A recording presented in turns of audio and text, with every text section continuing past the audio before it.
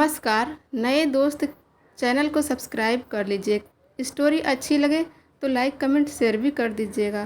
तो चलिए आज की कहानी शुरू करते हैं। आज बीमारी की हालत में रसोई घर में काम करती हुई अपनी पत्नी राधा को देखकर हरिप्रसाद जी बहुत बेचैन हो रहे थे। कुछ देर पहले ही अपने बेटे सुमित द्वारा कहा गया एक एक शब्द उनके कानों में गूंज रहा था। सोचने लगे कि जब वे स्वस्थ थे और नौकरी करते, तनख्वाह घर में लाते थे, तो सुमित बिना किसी झिझक के उसके मांगने से ही उनकी सारी ज़रूरतें पूरी कर दिया करते थे। इस कारण उन्हें अपने बेटे का पूरा विश्वास था। दिन बहुत अच्छे बीत रहे थे, परंतु कुछ दिनों पहले ही जब उन्हें दिल का दौरा पड़ा तो उनका अस्पताल में इलाज करवाया गया, जिस पर काफ़ी हद तक खर्चा आया था। अस्पताल में इलाज करवाने के बाद घर पर रहकर आराम कर रहे थे। आज जब दिल के मरीज हरिप्रसाद जी ने अपने बेटे को अपनी और अपनी पत्नी की दवाइयाँ लाने को कहा, तो बेटे ने स्पष्ट सा जवाब दे दिया, पिताजी मेरे पास दवाई लाने के लिए पैसे नहीं हैं। जितने पैसे आपकी पेंशन के आए थे वे सब आपके इलाज में ही खर्च हो गए।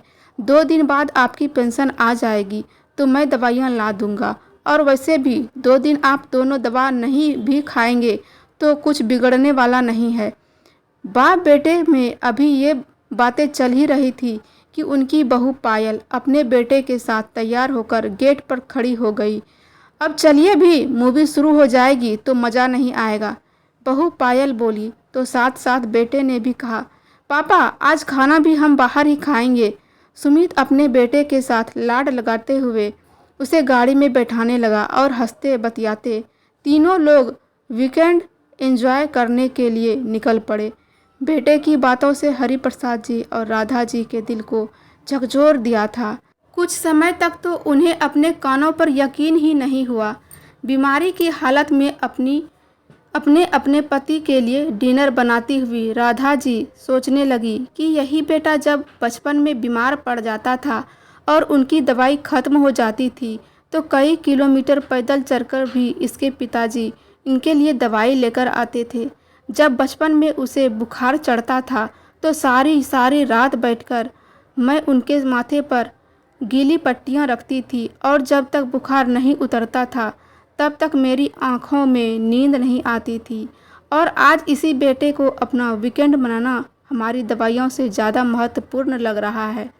सोचते सोचते राधा जी डिनर बनाकर कमरे में चली आई। हरिप्रसाद जी का उदास चेहरा देखकर कहने लगी, अजी आप चिंता मत कीजिए, कल सुबह मैं बैंक में से कुछ पैसे निकालवा लूँगी और आपकी दवाइयाँ ले आऊँगी।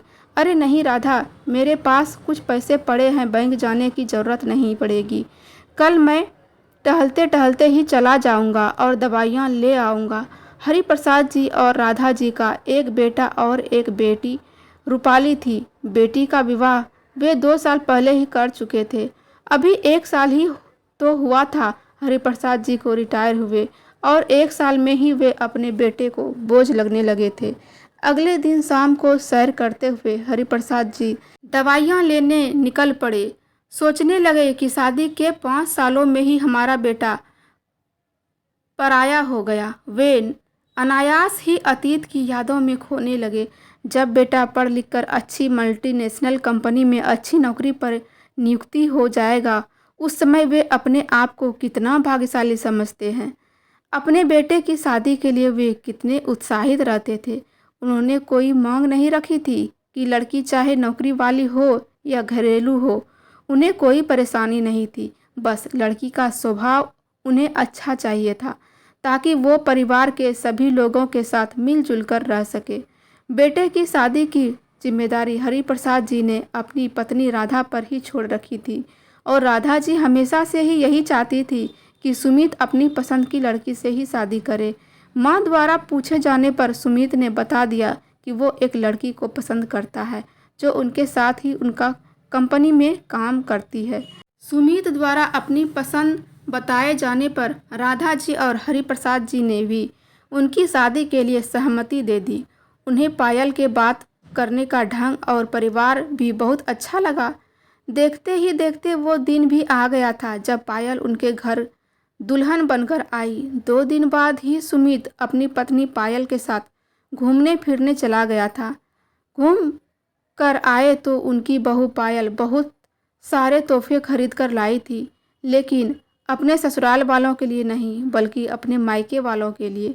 लेकिन उस समय ये बात उन्होंने ये सोचकर टाल दी कि नई नई शादी हुई है तो लड़की का झुकाव अपने मायके के लिए रहता ही है। उसके 2 दिन बाद ही बेटा बहू ने अपना ऑफिस ज्वाइन कर लिया था। राधा जी हर रोज़ सुबह सुबह उठकर अपने बेटे और बहू का टिफ़िन बना दिया करती थी और दोनों के लिए नाश्ता भी बना कर तैयार करती थी। सुमित और पायल दोनों एक साथ दफ्तर के लिए निकल जाया करते थे।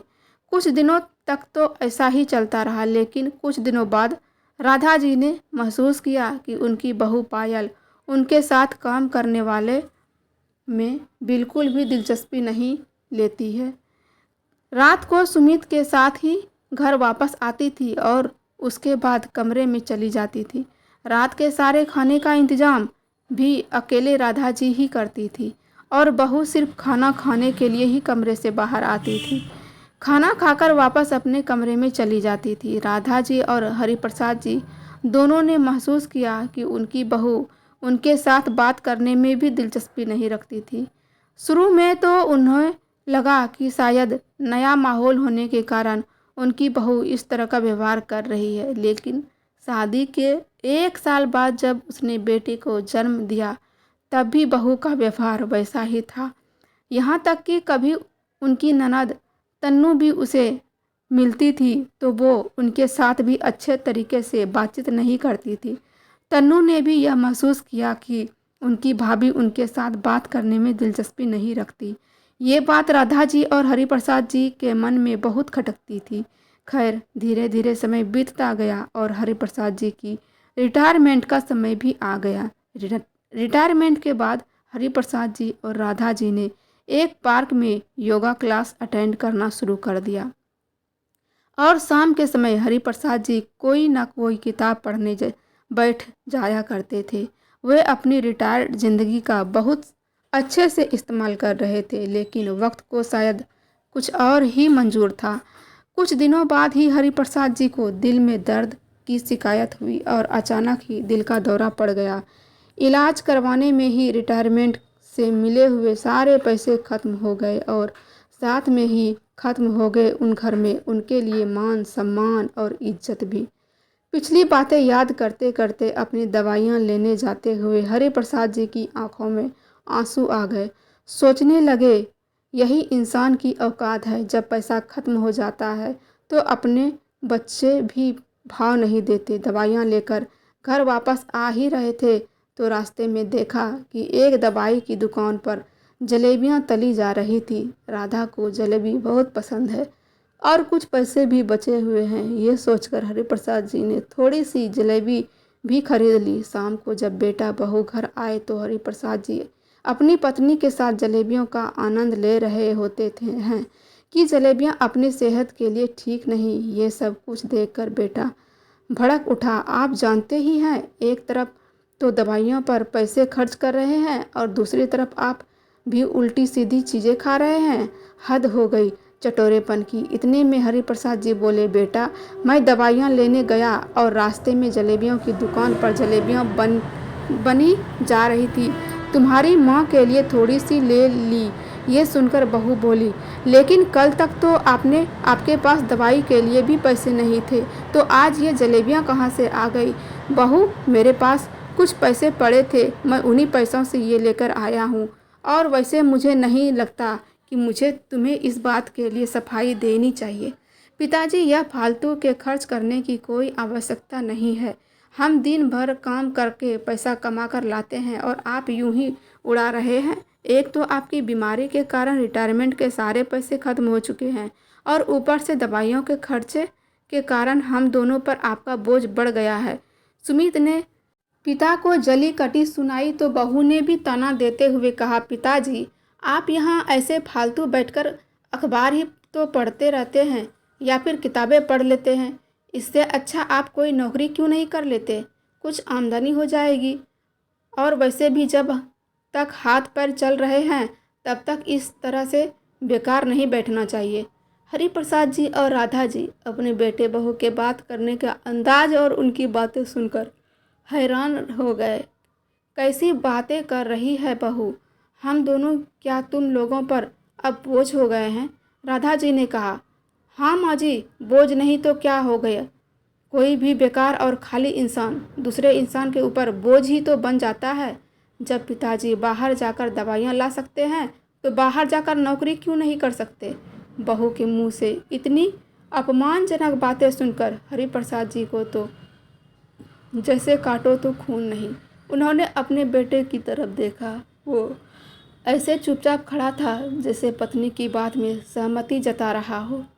उधर राधा जी को ये सोच सोचकर हैरानी हो रही थी कि जिस आदमी ने हमेशा डटकर काम किया था, उसकी ईमानदारी के चर्चे पूरे शहर में किए जाते थे, जिसने अपने बच्चों की शिक्षा के लिए कहीं भी कोई कमी नहीं रखी, उस आदमी के स्वाभिमान को कितनी ठेस पहुंची होगी। यह सोचकर राधा जी ने पीछे मुड़कर देखा तो हैरान रह गई। उनके भैया भाभी दरवाजे पर खड़े हुए थे। उनके चेहरे के भाव भी दिख रहे थे कि उन्होंने सारी बातें सुन ली है। जैसे ही राधा जी ने अपने भाई की तरफ देखा, वो अपने आंसुओं के सैलाब को रोक नहीं पाए। वे रात को हरिप्रसाद जी के घर पर ही रुके। अगले दिन सुबह जब सुमित अपनी पत्नी के साथ नौकरी पर चला गया तो राधा जी हरिप्रसाद जी से कहने लगी कि अब हम इस घर में एक पल के लिए भी नहीं रहेंगे। ये सुनकर राधा जी को शांत कराते हुए उनका बड़ा भाई बोला, राधा, तुम ये बात कैसे कह सकती हो? ये घर आप दोनों का खरीदा हुआ है और आप दोनों इस घर को छोड़कर क्यों जाएंगे? किसी को जाना ही होगा तो वो आपके बेटा बहू होंगे। उन लोगों की बातों ने हरिप्रसाद जी और राधा जी को बहुत हौसला दिया।